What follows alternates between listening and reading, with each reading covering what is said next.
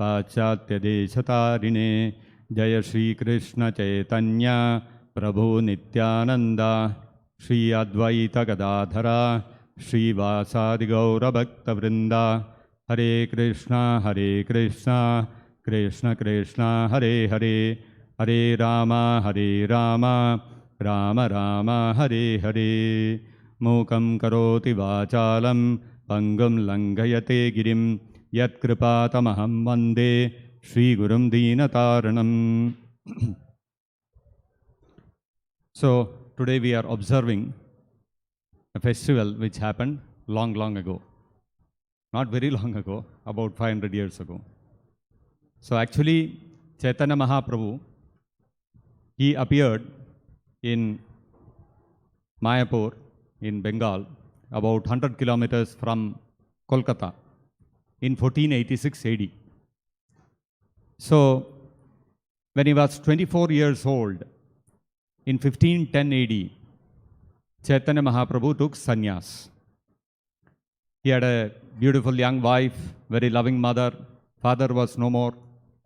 So at the prime of his youth, Chaitanya Mahaprabhu took sannyas because he wanted to spread the message of the Bhagavad Gita and Bhagavatam everywhere. And Chaitanya Mahaprabhu is Krishna himself. So as described in the different Vedic scriptures. So Chaitanya Mahaprabhu took sannyas in 1510 AD. And after taking sannyas, his mother requested him that if you take sannyas and you go away to a very far off place, I'll not be able to get news of how you are doing.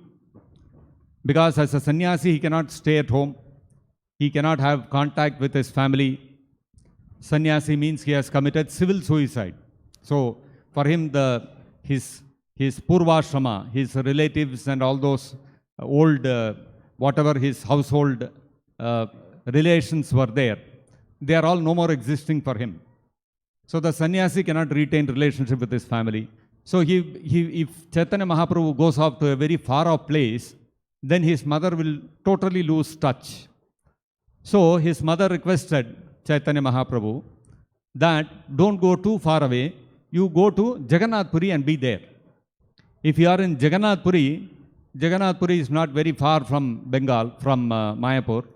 So devotees from Bengal, they keep going every year to Jagannath for Rath Yatra and all those things. So whenever they go to Puri, they will bring back some news about you so that I can be aware of what is happening. Chaitanya Mahaprabhu acceded to his mother's request and he stayed in Jagannath Puri. So for the next 24 years, till 1534 AD, Chaitanya Mahaprabhu remained in Jagannath Puri. In between, for 6 years, Chaitanya Mahaprabhu came on a tour of South India. He came to Srirangam, he visited Chidambaram and so many places, even in Tamil Nadu. He went to Madurai also. So all these places Chaitanya Mahaprabhu visited. And for 4 months, Mahaprabhu stayed in Srirangam. So like this, Chaitanya Mahaprabhu for 6 years, he toured all over South India also. So practically Chaitanya Mahaprabhu stayed in Jagannath Puri only for 18 years. And in between, in 1515 AD, Chaitanya Mahaprabhu undertook a tour to Vrindavan. Those days when Mahaprabhu took a tour to South India and to Vrindavan and other places from Jagannath Puri is in Odisha. So how did he go? There were no aeroplanes, there were no tour operators, there were no trains, no buses. He walked all the way. He walked all the way. So you can imagine thousands of kilometers Mahaprabhu walked. And Mahaprabhu walked from, in 1515 AD, Mahaprabhu walked from Puri to Vrindavan. He stayed in Vrindavan for a few months and then again he walked back to Jagannath Puri. So Chaitanya Mahaprabhu, when he was going to Vrindavan from Jagannath Puri in 1515 AD, on the way he passed through Bengal and he came to a place called Shantipura. It's a very small town in Bengal. So when he came there,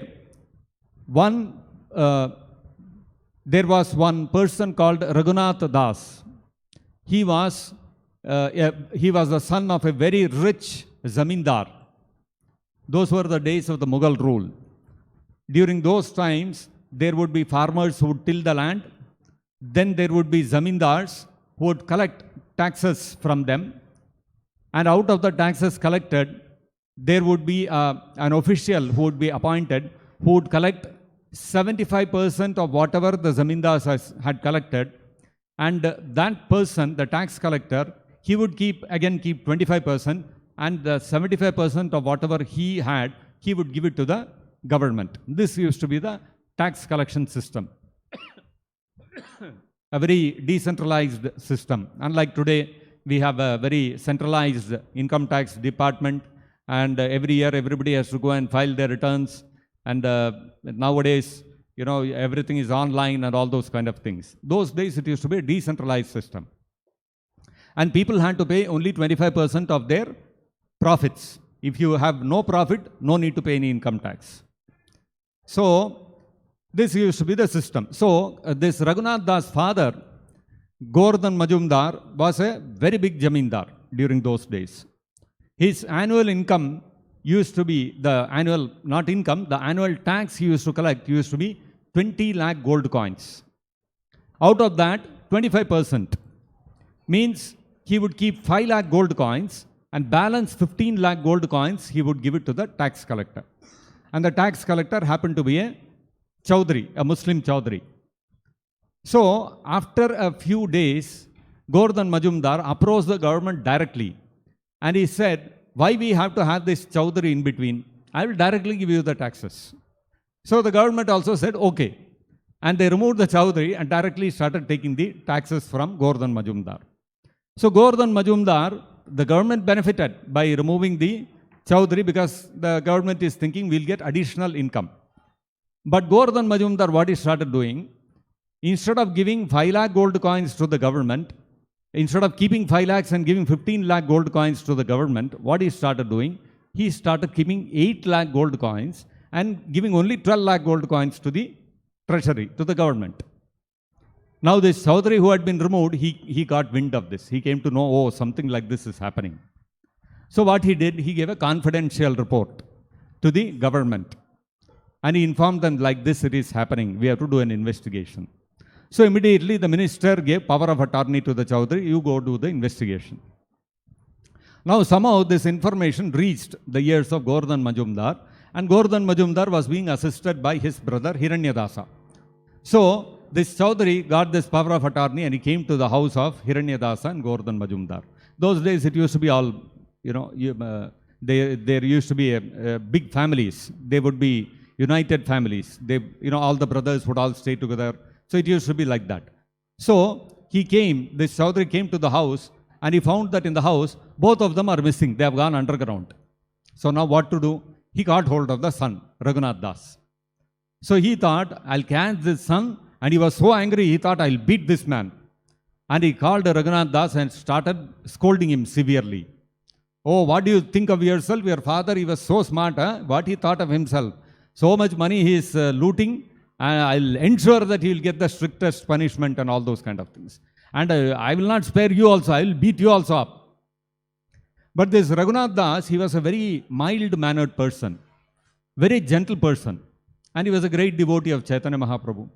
So, although the Chaudhary came with a lot of anger, the moment he would see Raghunath Das's face, his heart would melt, and he would not feel, he would scold, but he would not really beat him.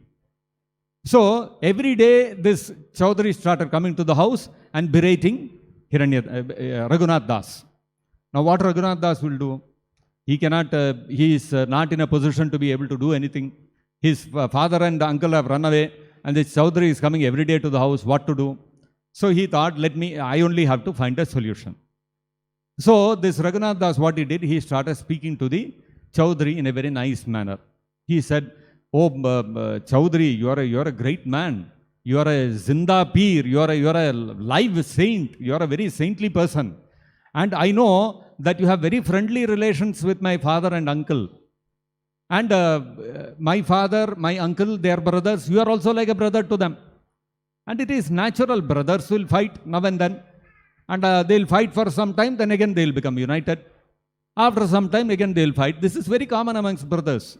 So although today you are very angry, I know after some days, you'll be sitting with them and laughing and you'll be having a good time with them. So when Raghunath Das started speaking like this Chaudhary's heart melted. And he said, see, you are such a nice boy. Your uncle, no, he has no brains. See, you are so intelligent. You understand everything. So your uncle is making little extra money. He should give 15 lakh gold coins to the government, but he is giving only 12 lakh. I know that. He is making 3 lakh extra. So little bit he has to have an understanding with me. Then both of us can lead a happy life. No, I am not asking that you have to give that 3 lakh gold coins to the government. But let us have an understanding. You speak to your uncle, make him understand, and then whatever you decide, I'm okay with that. So Raghunath Das called his uncle, and he made them, the Chaudhary also meet, and they had an internal understanding. And immediately the Chaudhary also gave a favorable report. No, this I've done all the investigation. Hiranyadasa, Govardhan, Majumdar, they are all innocent. Nothing wrong has happened. He also gave a good report, and matter was closed. So like this, Raghunath Das managed to settle the matter peacefully. So his father and uncle became very pleased. Why? Because this Raghunath Das, before this, he was never wanting to remain at home. He had no interest in the family business. He would not take care of the business. He was totally neglecting everything. Why? Because Raghunath Das was a great devotee of Mahaprabhu. And he wanted to take sannyas and go and join Chaitanya Mahaprabhu in Jagannath Puri. But his parents were not allowing. And they had got him married to a girl also. But still, his heart was not in the business in all these things. So when Mahaprabhu came to Shantipura, Raghunath Das went and met him. And when Raghunath Das went and met Mahaprabhu, he offered his obeisances to Mahaprabhu and told Chaitanya Mahaprabhu, I am not interested in all this family affairs, household affairs, wife, children and father, parents, business. I am not interested in any of these things. I want to take sannyas and join you. So Mahaprabhu said, time is not right now. Right now is not the time. You go back and continue your duties properly at home. So when Raghunath Das heard this, he came back and he started handling the affairs very nicely of the business. And that is how he settled the whole matter between the Chaudhary and his uncle. Otherwise, Raghunath Das had no interest in all these things. But because Mahaprabhu had instructed him, so Raghunath Das started taking care of the business very well, and he was running it very well. And for 1 year, he ran it beautifully. His father, uncle, they were all very pleased. His mother was also very happy. Now Raghunath Das has settled down. Now he has got a wife, he has got a family, now he is taking care of the business. Now he is settled. So after 1 year, what happened? Raghunath Das again became restless. So he thought, I cannot continue like this. Although he was taking care of the household duties and all that, in his heart he had no attraction for these things. So one fine day he decided, enough, I am going. And he walked out of the house. So when the parents saw that he has gone away from the house, the father, because he was a big majumdar, big zamindar, he immediately sent some servants. They caught hold of Raghunath Das and brought him back. So every now and then Raghunath Das would run away from the home. The servants would come, they would catch him and bring him back. This was repeatedly happening. So his mother, Raghunath Das' mother, spoke to the father that, see, please do something. Your son has become like this. He has become mad. So you do one thing, buy some iron chains and tie him to the house. We cannot keep allowing him to run away like this. So his father replied, oh mad woman, you are the person who is mad. Why? Because Aishwarya Indra Sama. We have Aishwarya, we have opulence, we have wealth, which is equal to that of Indra. You can imagine somebody who is having an annual income of 6-7 lakh gold coins, what kind of wealth they must be having. So even today, even the richest man in the world, whether it is Warren Buffett or Elon Musk or whoever it is, they will not have even 1 gram of gold in their house. And this man every year, 5, 6, 7 lakhs of gold coins is coming. What kind of opulence they must have been having. So he said, Aishwarya Indra Sama. For us, Aishwarya, opulence, we have on the level of Swarga. And not only that, Stri Apsara Sama, his wife is as beautiful as an Apsara. And your son is not attached to any of these things. He is not interested in wealth, he is not interested in beautiful wife. Then what do you think can tie him to this world? He has become mad after Chaitanya Mahaprabhu. Nobody can stop him. Even if we buy iron chains and tie him up, he will break even that and go away. There is no way we can stop him.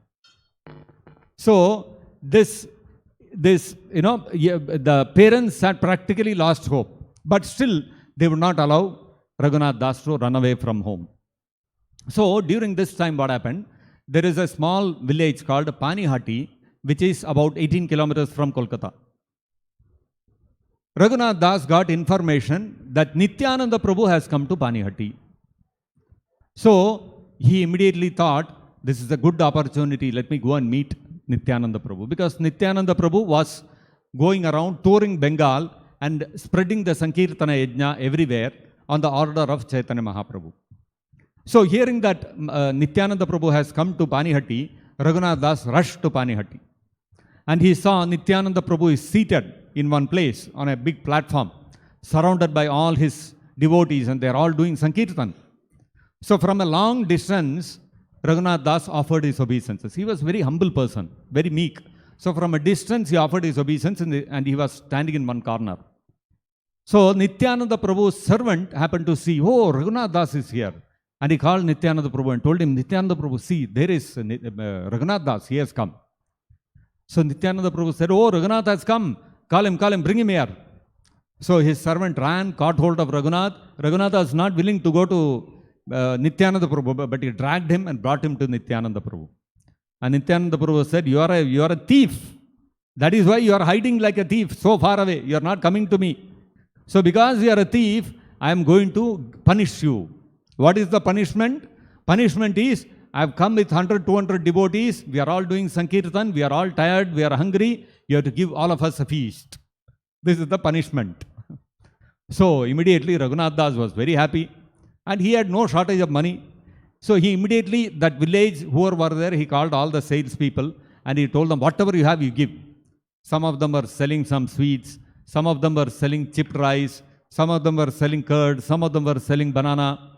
So he bought all of that. And whatever was available, he bought everything. And he also bought 7 big pots. In those 7 big pots, he divided 4 pots and 3 pots. In 4 pots, he mixed chipped rice with curd and with bananas. And in the other 3 pots, he got condensed milk and mixed it with banana, camphor, chipped rice and all those things. And then he bought 200 to 300 small pots. And what he did, this preparation of CHIDADADHI that he had made, he offered to Nityananda Prabhu. And then whatever he offered, he took it, transferred into the small pots and distributed it as prasadam to everyone. So everyone got 2 pots. One pot of dahi, chida, another of the milk and chida.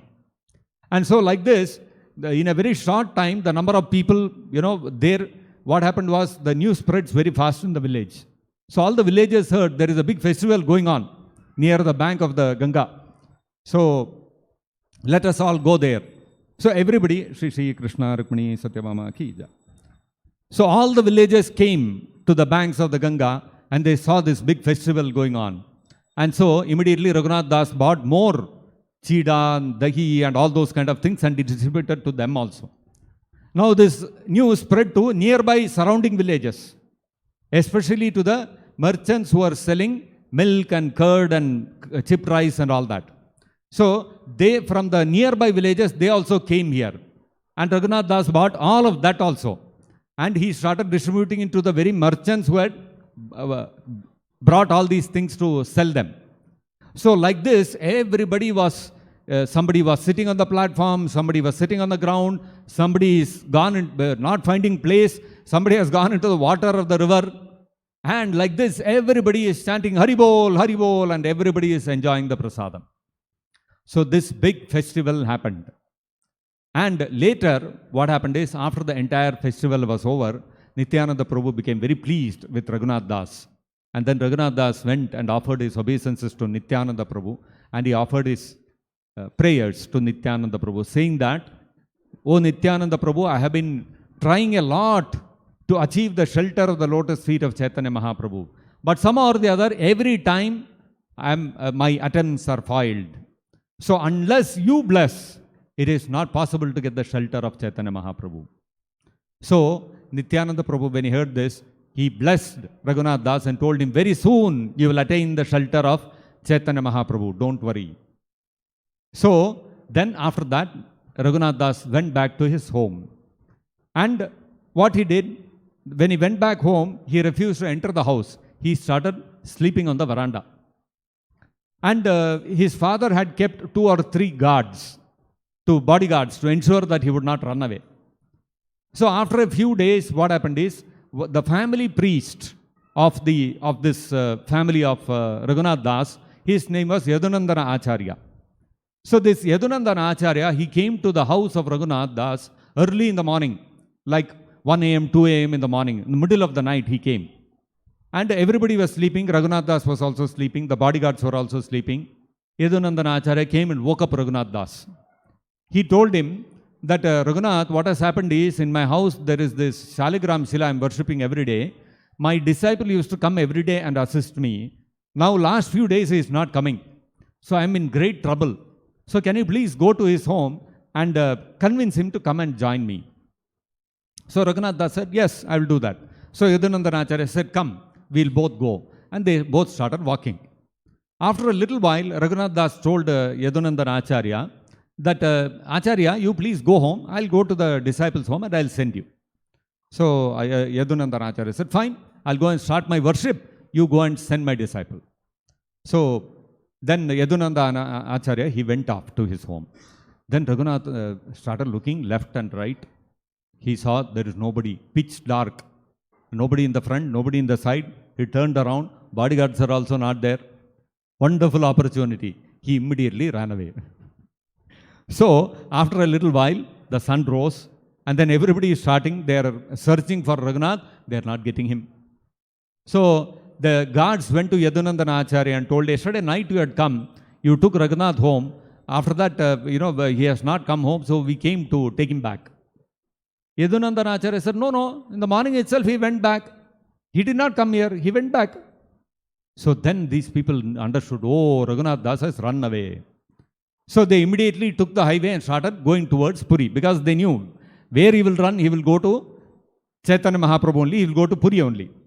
So they ran, and after some distance they came across a group who was going to Jagannath Puri.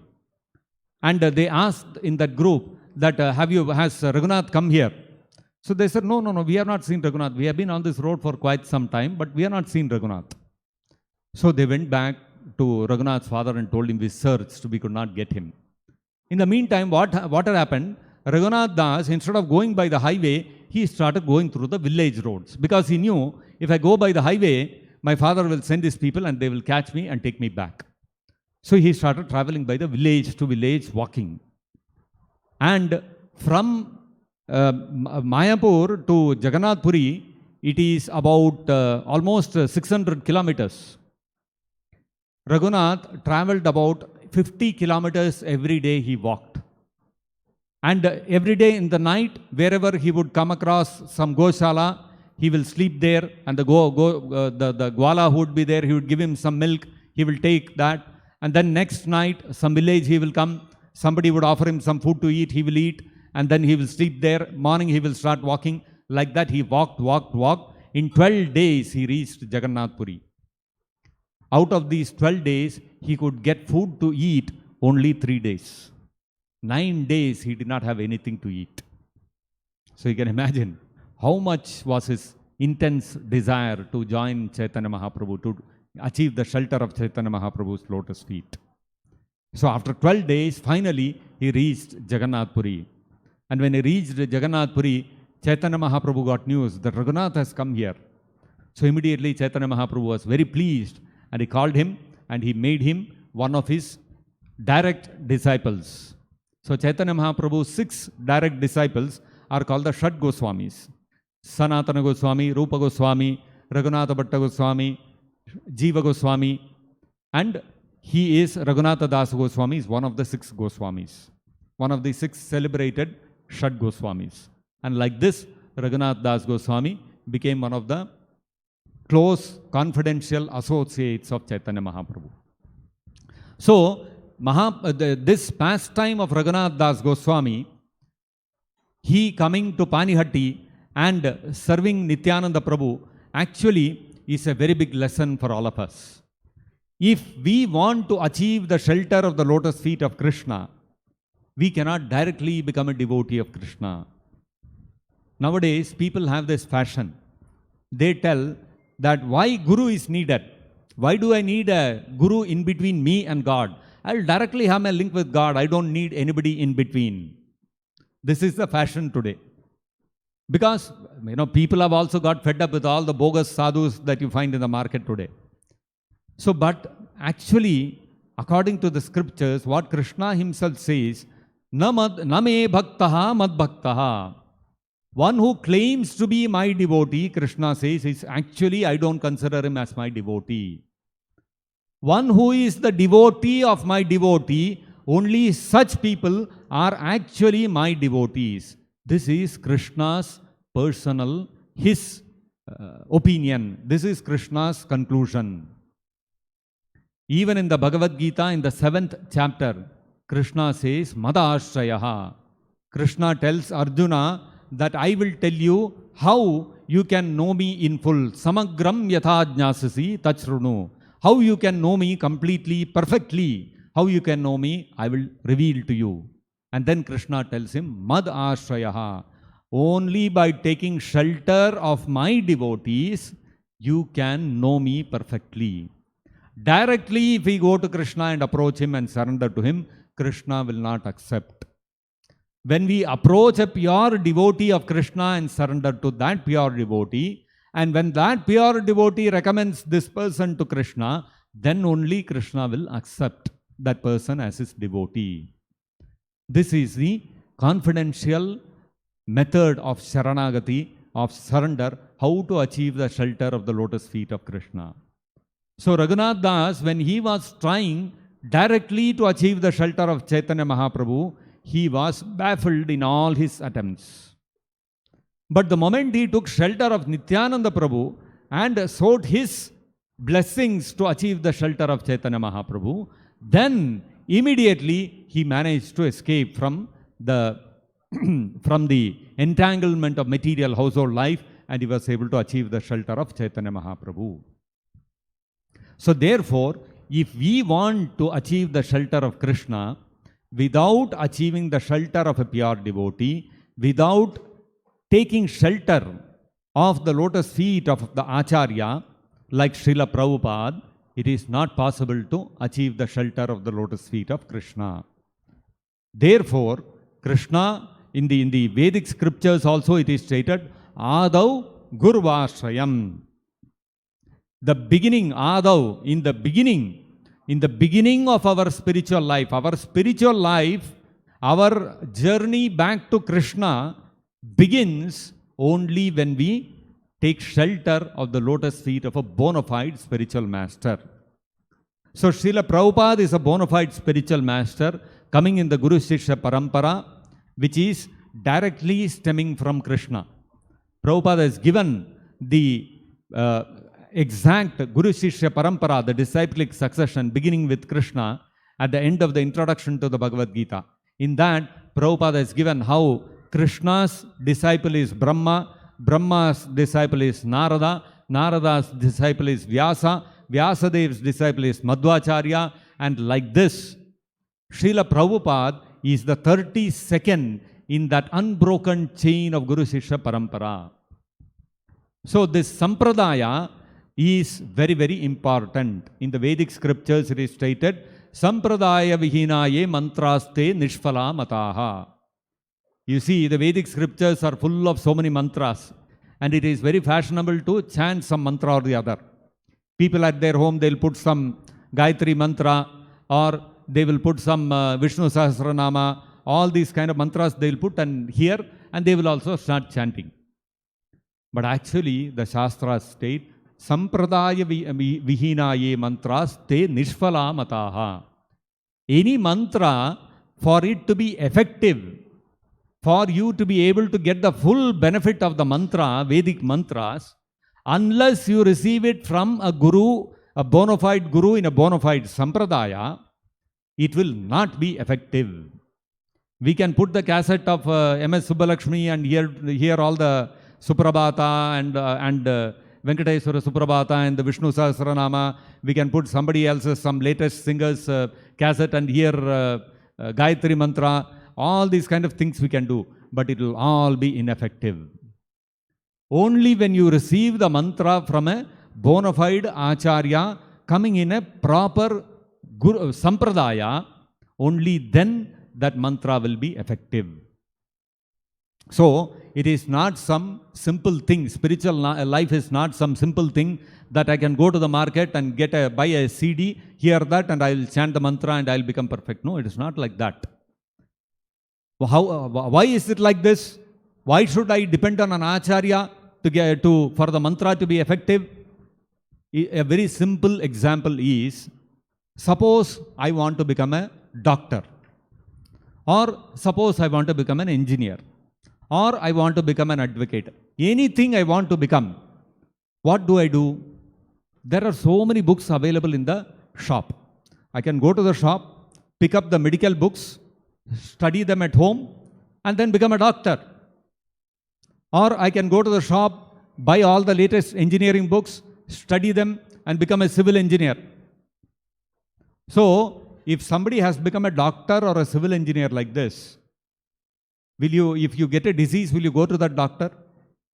Or you want to build a house, will you go to that civil engineer who has studied the books from the market and become a self-certified civil engineer? Will you go and get your building designed by him?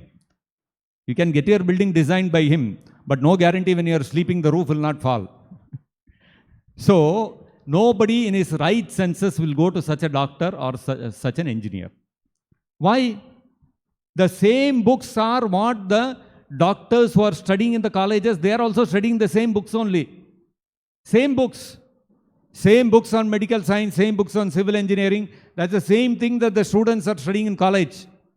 So this man did not go to college, he studied the same books. So why are you saying he's not a doctor, he's not a civil engineer? Unless you study those books under a professor in a certified, bona fide college or a university, you cannot be considered a doctor or a lawyer or an engineer. It's a simple logic. Your knowledge, if you study from the books, your knowledge will be imperfect. You have to learn those books from a professor in an authorized college. Only then that knowledge becomes properly learned. Same way, spiritual knowledge and Vedic mantras also, unless you receive them from a bona fide acharya, from a bona fide sampradaya, it will not be effective. You will not be able to understand the Vedic scriptures.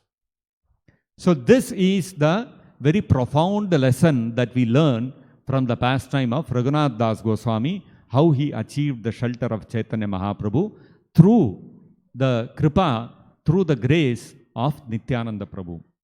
So we also, if we want to understand the Bhagavad Gita properly as it is, you will find so many editions of the Bhagavad Gita in the market. In fact, Prabhupada, before writing his commentary on the Bhagavad Gita, one lady approached Prabhupada and asked him, "Can you recommend me a good English version of the Bhagavad Gita?" So at that time, this is in the early 20th century. So at that time, there were about 700 different interpretations on the Bhagavad Gita already there in the market. Now I'm sure it would have become 7,000 or more. So Prabhupada realized that none of them were authorized.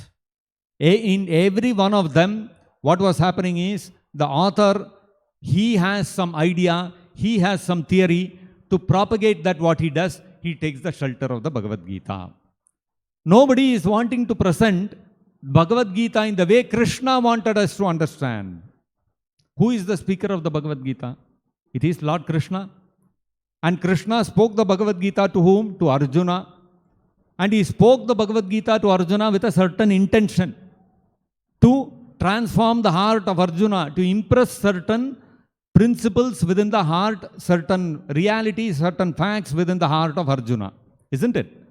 So, if we want to understand Bhagavad Gita the way Krishna wanted Arjuna to understand the Bhagavad Gita, then you go to all these interpretations, they will not help. So, Prabhupada decided, that is when Prabhupada decided that Prabhupada has to write a commentary on the Bhagavad Gita which will present Bhagavad Gita as it is. Not according to somebody's interpretation. It is not an interpretation. It is an understanding of what Krishna wanted Arjuna to understand. So exactly the way Krishna wanted Arjuna to understand the Bhagavad Gita and the way Arjuna understood it from Krishna, in the same way we can also understand the Bhagavad Gita if we take shelter of the lotus feet of Srila Prabhupada, we accept him as our Guru and study the Bhagavad Gita as it is, then we can understand the Bhagavad Gita factually. Otherwise, somebody is saying Bhagavad Gita is what? It is a doctor and patient and the five Pandavas are our five senses and all kinds of nonsense you can hear. But you will not get any spiritual benefit from all these things. If you want to get real benefit out of the Bhagavad Gita, what Krishna wanted to give us, then we have to take shelter of the lotus feet of a pure devotee like Srila Prabhupada and study the Vedic scriptures under his direction. Then we will be able to get the real benefit of reading the Bhagavad Gita and Bhagavatam. What is the real benefit of reading Bhagavad Gita and Bhagavatam? Real benefit is we can get permanent liberation from the cycle of birth, death, disease and old age which we are all entrapped in. Nobody is free from these four problems of life. These are the root problems of life. Even the richest man in the world, the most powerful man in the world, the biggest scientist in the world, nobody is free from these problems of birth, death, disease and old age. Nobody wants these things, but these things are forced upon us. So if you really want freedom from these things, then the Bhagavad Gita is the scripture which will deliver you from these problems. And that deliverance is possible only when we surrender to the lotus feet of Srila Prabhupada, accept him as our Guru and study the Bhagavad Gita under his guidance. So this is the fundamental principle that we have to understand from the pastime of the PANIHATI festival. PANIHATI MAHOTSAVA ki jai, Raghunath Das Goswami ki jai, Nityananda Prabhu ki jai, Gauranga Mahaprabhu ki jai, Jagat Guru Srila Prabhupada ki jai, Nitai Gaur Premanande, Hari Hari Bol.